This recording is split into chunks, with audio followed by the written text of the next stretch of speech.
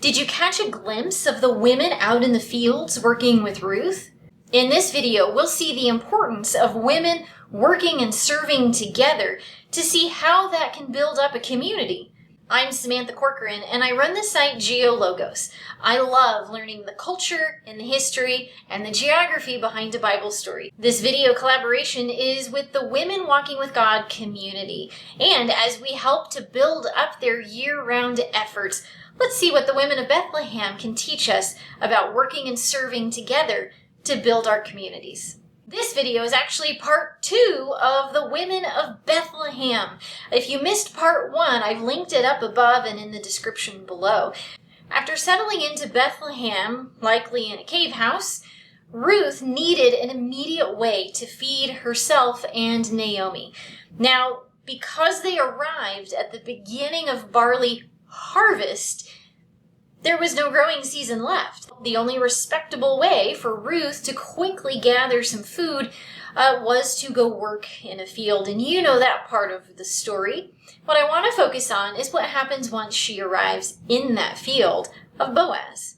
In Ruth chapter 2, we read that Boaz immediately made Ruth feel welcomed among his community of harvesters in his fields. So we see that women were employed to help harvest in Boaz's fields. They would have observed Ruth's incredible work ethic from dawn to dusk, and they knew that she was there not just for herself, but to serve Naomi.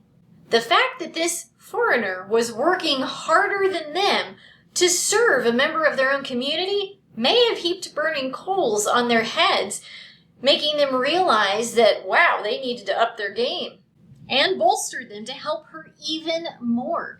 The fact that Ruth went home on day 1 with 30 pounds of grain is a testament to the generosity of those women in the field, who in turn helped Ruth to serve Naomi.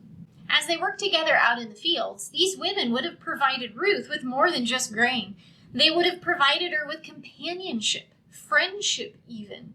As a farmer's daughter, I speak from experience, saying that having good friends there to help with the harvest is crucial. Makes it so much more enjoyable, and you become closer through this shared experience. And we are told that Ruth stayed close to the women of Boaz to glean until the barley and wheat harvests were finished.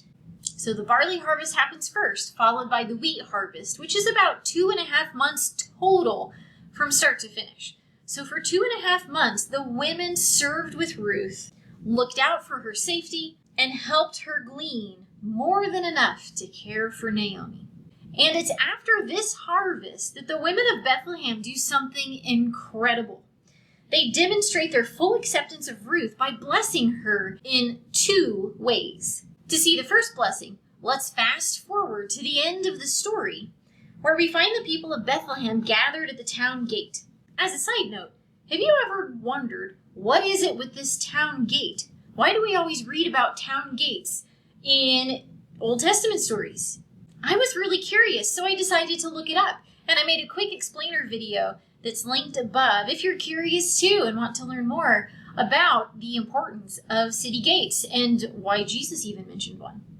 Okay, so back at the town gate in this story, we see that the women of Bethlehem are present at the gate when Boaz declares he's going to marry Ruth. This first blessing from the women, men, and the elders at the town gate is a flashing neon sign of how they had finally accepted Ruth. They said, "May the Lord make the woman who is coming into your home like Rachel and Leah, who together built up the family of Israel." They are connecting her to the Israelite matriarchs and praying that she will fruitfully continue the line. And as an epilogue of sorts, we see that the women of Bethlehem are there yet again for another life event of Ruth. And that's when they likely would have helped her deliver her baby, and then they give her a final blessing. They give a blessing to Naomi, and it says, "Through the offering the Lord gives you by this young woman, may your family be like that of Perez,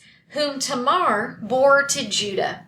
This second blessing connects Ruth to Tamar, who had her own story of loss and redemption with the original Judah.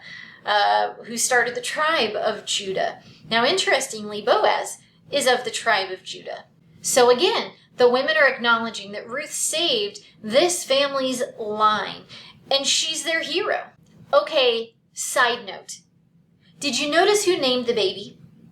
It wasn't Ruth. It was the women of Bethlehem. The women living there said, Naomi has a son, and they named him Obed. Some fun trivia, this is the only example of a group of women naming a baby in the Bible. What an end to an epic story. These women of Bethlehem watched Ruth's selfless service to Naomi. They befriended her in the fields. They in turn served Ruth by helping her glean more grain to serve Naomi. They witnessed her marriage, helped birth her baby, and then they officially adopted her into the community with some remarkable blessings.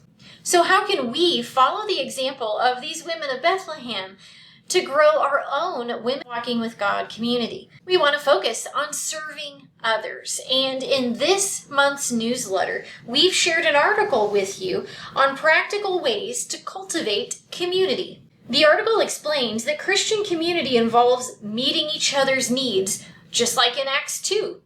So check out this article.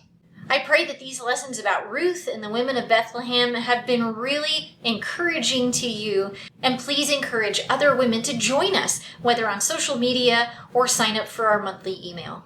Let's work together to meet each other's needs, just like the women of Bethlehem did for Ruth.